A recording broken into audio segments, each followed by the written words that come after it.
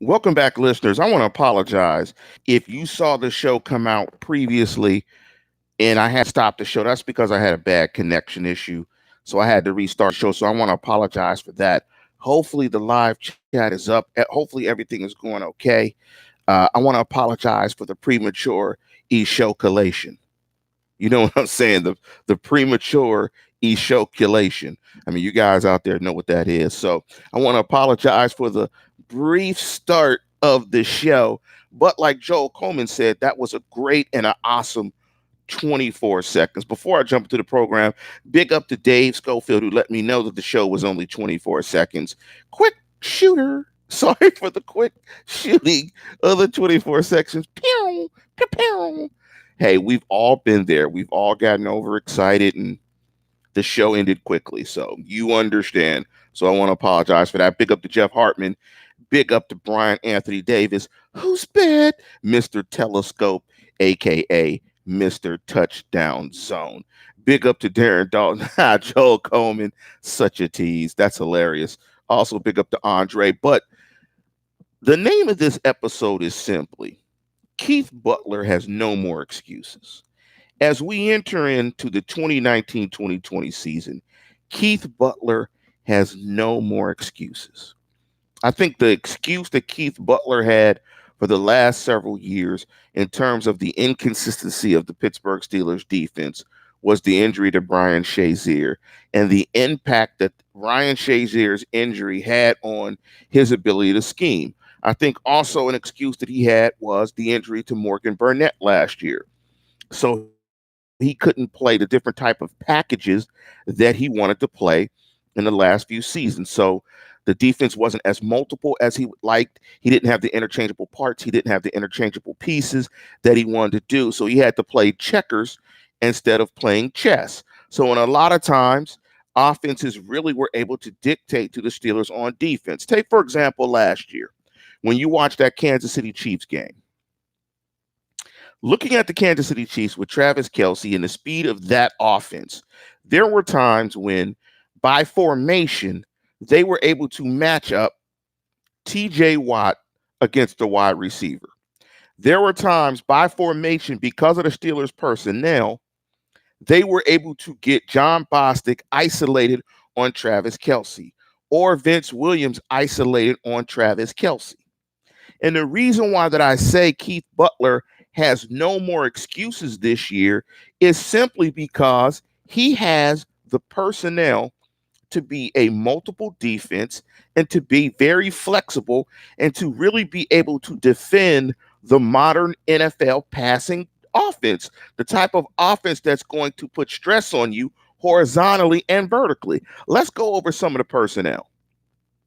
And after we watched the Tennessee game, I think the thing that jumps out to everybody in Steeler Nation is the Steelers have speed, a wealth of speed. Let's go through the names. Hayden, Nelson, Hilton, and Sutton. Oh my. That's that corner.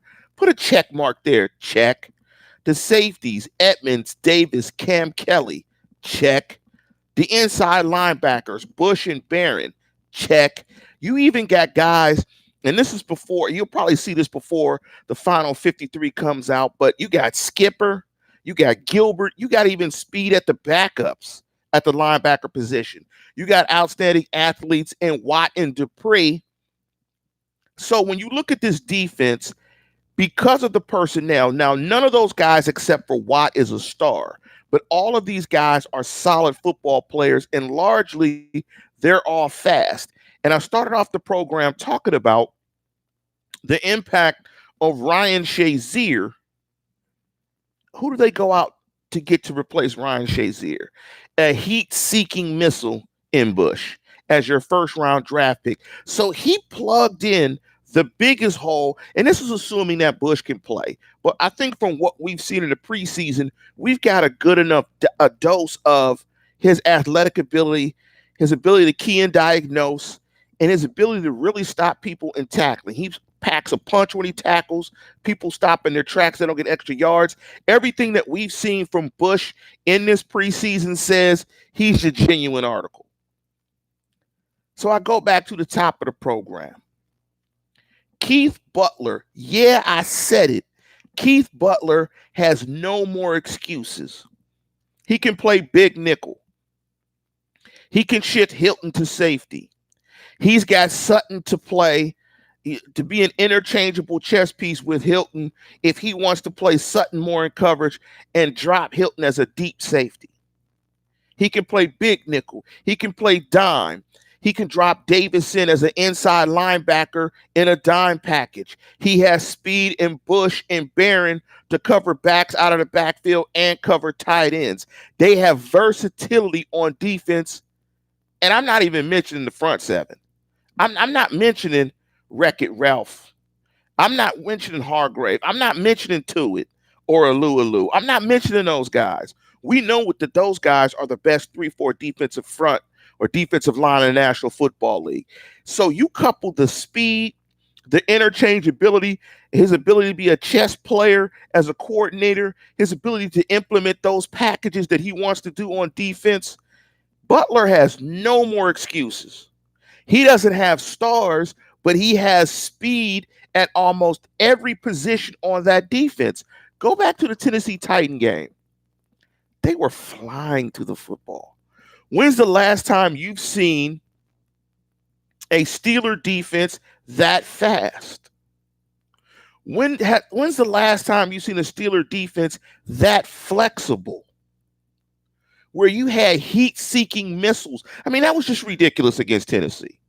Now, you guys listen to the Standard. You guys listen to all these shows that I do for the network, and you know I'm not the most optimistic fellow. Y'all know that. I don't know if that's the North Side Pittsburgh in me, the 15233, the 15212, the Liverpool Ave, the Columbus Ave, the Field, St. Joe's. I don't know if that's that in me. So I always, I'm a half, I'm a half full guy, not a half empty guy. I might have messed that up because I'm pretty bad with cliches and all that stuff. But the one that's negative, whatever, if it's half full or half empty, the one that's negative, that one. Because football to me is like, you can see it, right? The evidence eventually is going to be on film. You don't have to guess. But dare I say, riddle me this. Dare I say that if the Steelers do not win a Super Bowl this year, it won't be because of the defense. The defense will not be the weak link of this team. The defense will be a unit that will be able to hold its water with this offense. This is a more balanced football team, in my opinion. And this is why I'm excited about the Steelers going into the 2019-2020 campaign. Go back and watch that game against Tennessee. Watch how they absolutely dominated the Tennessee offense. Think about how many hats they got to the football. Think of the speed and the suddenness of Edmonds on the pass breakup. Think about how Bud Dupree is playing. Think about how electric and how dynamic that defense looks as a unit. And riddle your brain to think, have you seen that in the last several years? What we've seen in the last several years is people say the Steelers have had so much talent, it's no excuse that they haven't won a Super Bowl. That's right in one sense on the offensive side. When they had Mr. Third and Fifth and Mr. Butt Naked get robbed. Now, if you haven't listened to the program, let me explain who Mr. Third and Fifth is. It's the first two letters of the alphabet. It's that guy. You know the first two letters of the alphabet. And Mr. Butt Naked and get robbed is that guy that is now playing for the Jets. They had Sanders and Wallace. They had all this offensive talent, but it wasn't balanced. It wasn't balanced. It was like a table where the fourth leg was rickety and the screw was loose and it could break down. Even a team that went 13-3 down the stretch a couple of years ago, that team was bad on defense. When Joe Hayden went out, it all fell apart. But now that defense with Barron and Bush in the middle, speed, Edmonds speed, Davis speed, Kelly speed, Nelson speed, Sutton speed, Watt speed, Dupree speed, front seven hunting. Now they have a defense, in my opinion, that can ball, that could go out and play. So if you want to go against them 11 personnel, they can match up against it. You want to go 12 personnel, one running back, two tight ends, they can match up. 11 is one running back, one tight end, they can match up. If you want to spread them out, they can handle it. They can handle the Edelman crossers. When you had Timmons chasing Edelman like Edelman was Usain Bolt and he was me, trailing, never could catch up. They have the multiple nature due to their personnel to be able to match up to a variety of scenarios. The only issue I see is can they play the run being so light? I mean, I think that's going to be the challenge. And I want to give my breakdown and jump all into that for that first Patriot game. Excuse me, that team up north. But I think that's the issue. Can they handle the running game in sub packages? Subs meaning nickel, dime, or this quarter defense with 7 DBs. Can they do that? And I didn't even put Artie Burns in the mix with the corners because Artie is fast and can run as well. So that defense, I think, is prepared. With all that said, I'm going to go back to my original point. Keith Butler finally has the pieces in place to implement the defense that he's wanted to do for years. And that's largely because they have replaced Ryan Shazier. But it's also due to the fact that they have gotten very fast on that defense because of Bush, Barron, and some of the other pieces and elements that I've talked about. He has no more excuses. If he can't get this defense to play well, it is on him.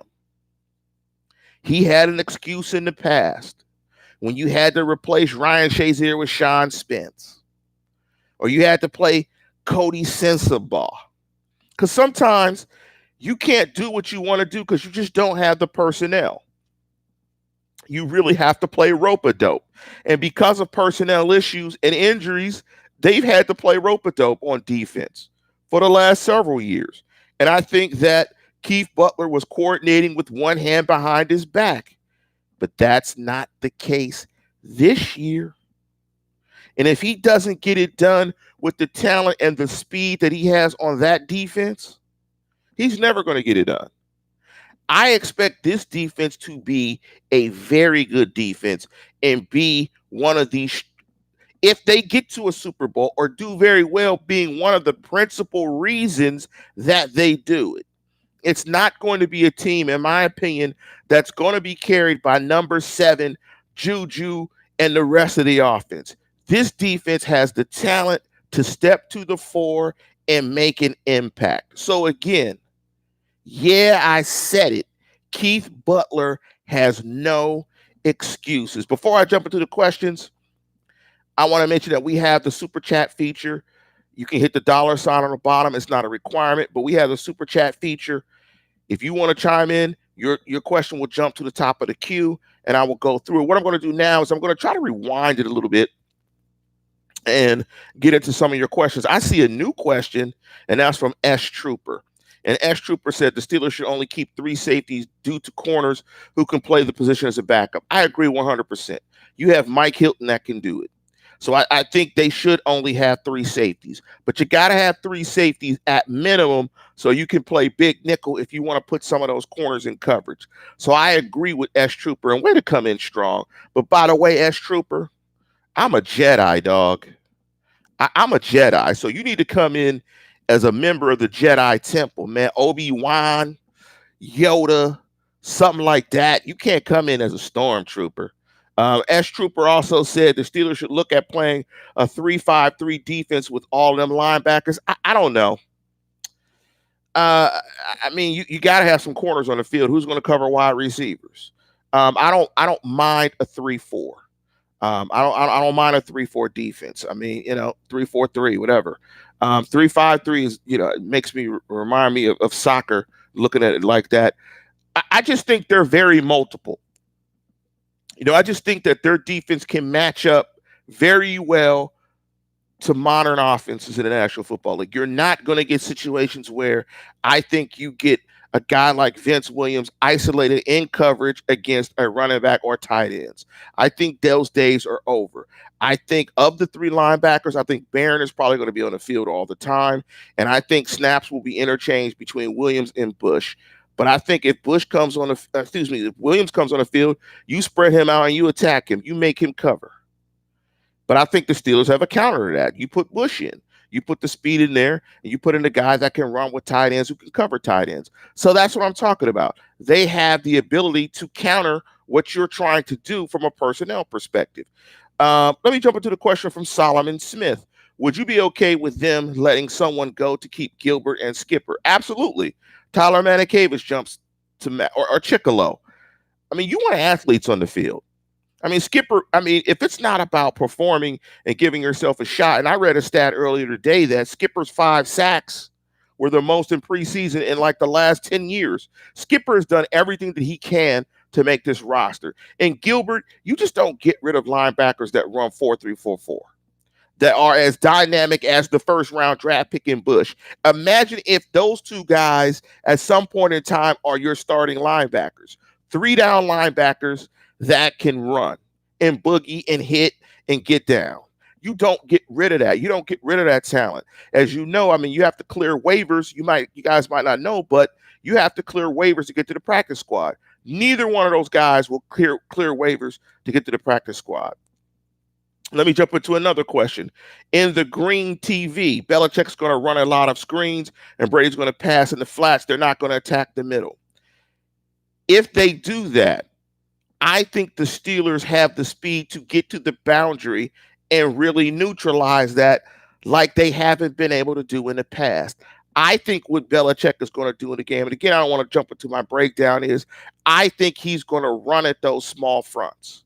If you put 2 defensive linemen out, so if you run a 2-4-5 and you run that as your nickel, that's light. That's a 6-man box. I think they're going to get in the I formation with Devlin as the fullback, as an offset I, and I think they're going to pound Sony Michel and play a lot of play action, force you to commit to stopping the running game and try to attack your corners in one-on-one coverage, where it's more of a traditional power play action game plan. So I think that's what the Patriots will do to adjust.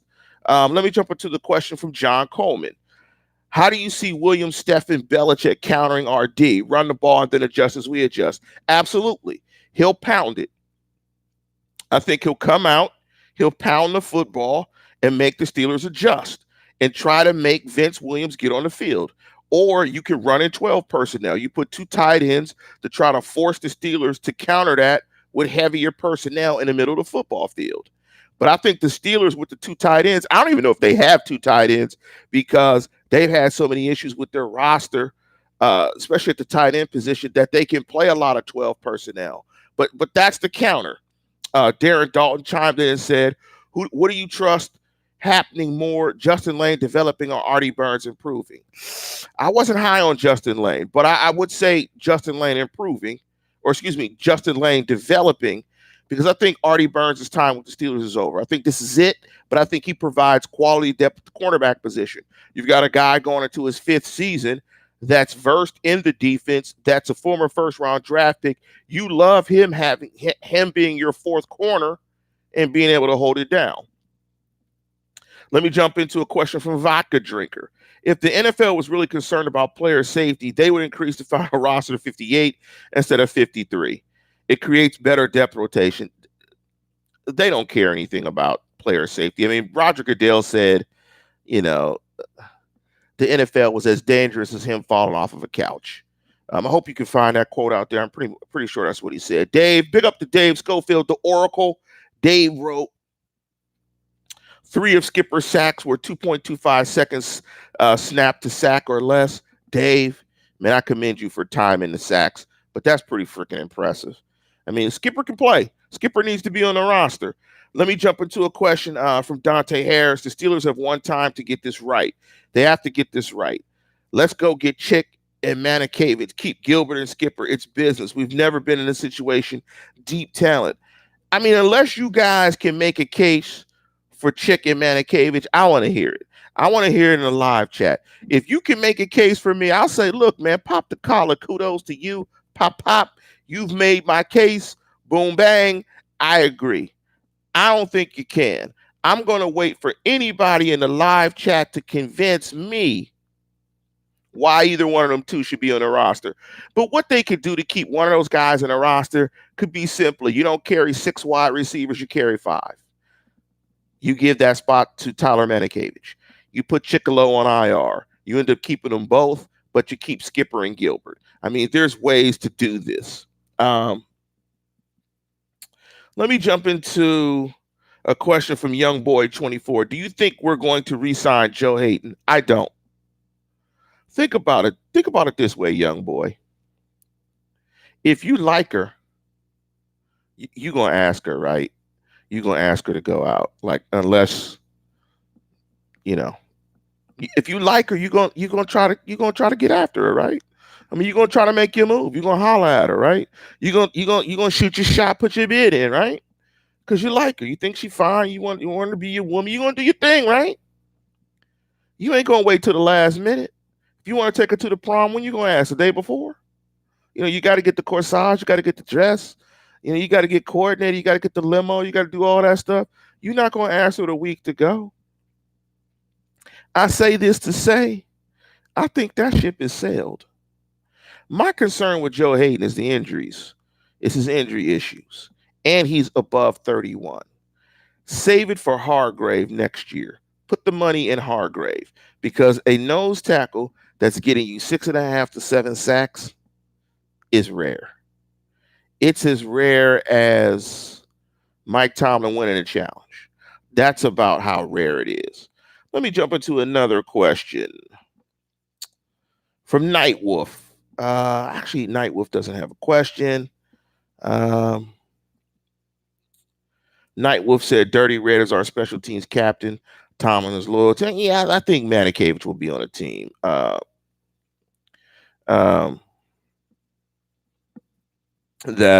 think they'll be on the team. I don't think it's an issue of them getting on the team. Here is the one caveat to Hayden, and I did a show on this a long time ago.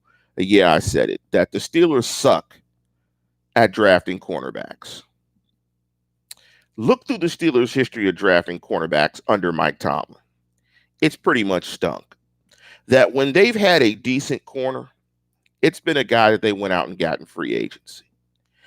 Because of that, you may re-sign Hayden. This coaching staff, as good as they have been in developing wide receivers, they've been that average to bad in developing corners. That's why they went and got Nelson. They don't do it well. Because they don't do it well, they have to go buy them. So because of that, that is something to consider if they re-sign Hayden. Cree Icky's chimed in. I just read on Steelers' website that Colbert is wanting Hayden to retire as a Steeler. Hey, man, I wanted to I wanted Joe. I want a lot of stuff. I wanted Franco Harris to retire as a Steeler. He didn't. So we'll see. I mean, Keith Butler doesn't write checks. Thanks, Mean Joe said, do you see Bush and Barron as starters inside week 1, or Williams be the starter with rotation as the situation dictates? I think Williams will be the starter with rotation as the situation dictates. I think the linebacker that will be on the field at all times is Mark Barron. And it just depends on, I think, what New England wants to do. But I think the Steelers can't get lured into keeping Vince Williams on the field. If it were me, I throw the rookie out there with Barron. I want as much speed as possible in between the hashes. I want to be able to deal with the tight ends and running backs out of the backfield as well as Edelman. Big up to Vic FM. What's up, chat room? Let's see if I can go back and see if I can jump into any of these questions. Let's see. I don't think anybody has made the case for Manikavich and Chicolo. Well, the case for Manikavich is more sound than Chicolo. There's no case for Chicolo. I mean, besides having good hair, great hair, like you know, there's no case for Chicolo. Um, in the Green TV said Ben had 16 interceptions last year. What's the pressure of him throwing the football more this year? How's he going to get interception numbers down?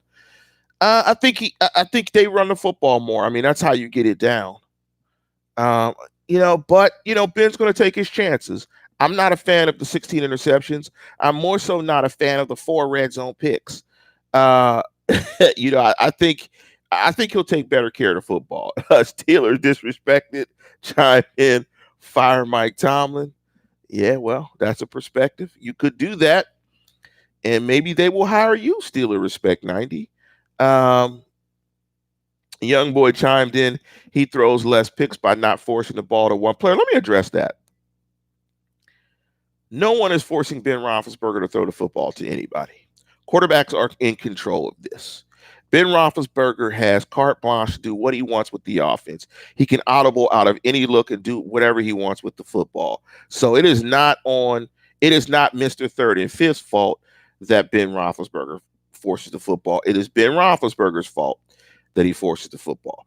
Dante Harris chimed in. If we run 60 and run 40, I'm assuming he means if the Steelers pass 60 and run 40, no big deal. Pass to set up the run. It's simple, guys.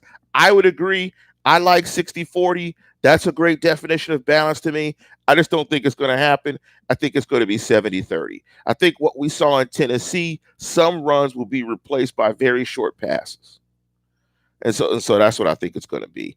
Devin Lerner chimed in. Are you going to buy Jeff the Rudolph jersey now after Jeremy Fowler's report? Somebody tell me, what's the report, Devin? I'm not aware of the report. I don't know what you're talking about. But I don't even know if they sign a Mason Rudolph jersey. Do they sign jerseys for backup quarterbacks? I don't know, but I said it a couple weeks ago that I thought Mason Rudolph would be the number 2 quarterback. Jeff didn't think that, not me. I said it a couple weeks ago. Dante Harris said, stop with the special teams crap. Gilbert and Skipper, athletically speaking, will shine on special teams. It's not hard. Those two are ballers and the key to number 7.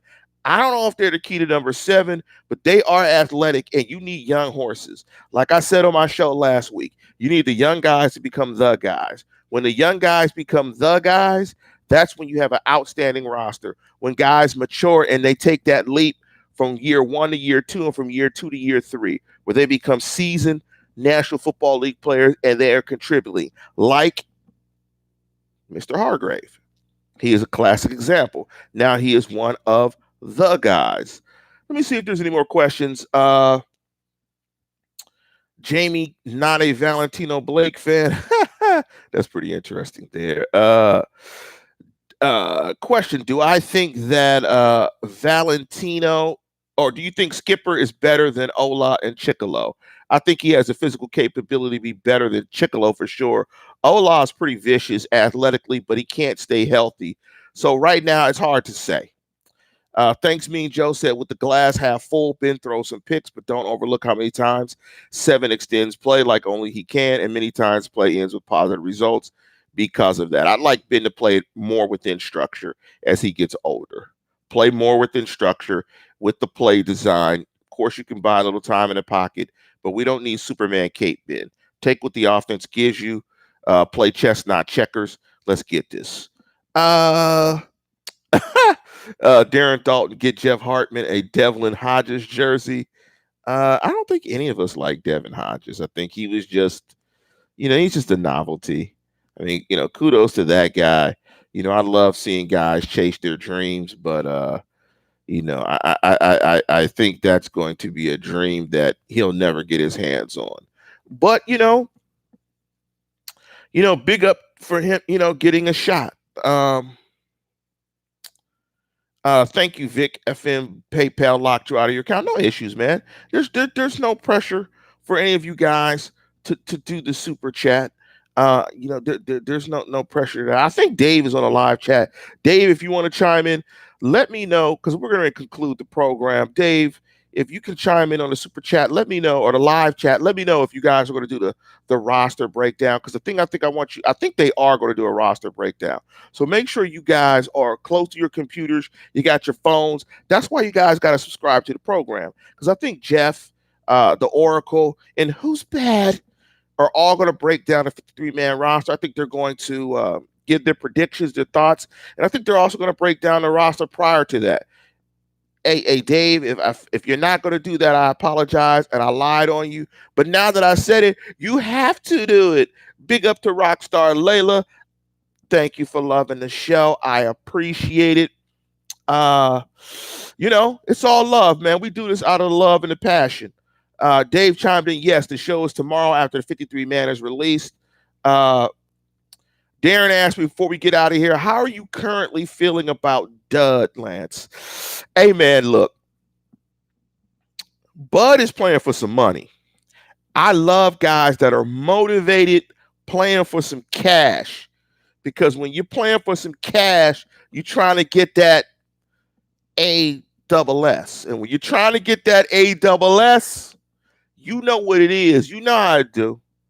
Bud want them chips. So when you got a motivated guy that's that athletic trying to get chips, it's a good thing. And I love the approach of the coaches with Bud this year. And they're just like, look, go hunt, dog. Just go hunt, man. Be you. Be that big dude that's athletic that can just go hunt.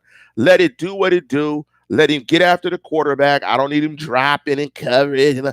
Just go hunt, dog. Go hunt and get them chips. But with that, man, we're going to go ahead and conclude the program. Big up to all of you for chiming in on a Friday. Man, if you're on the East Coast, you're absolutely a Steeler degenerate. You need to go call up somebody. You know what I'm saying? But with that, we're going to get off the program and go ahead and conclude the show. And as always, tune in, tell a friend, and subscribe.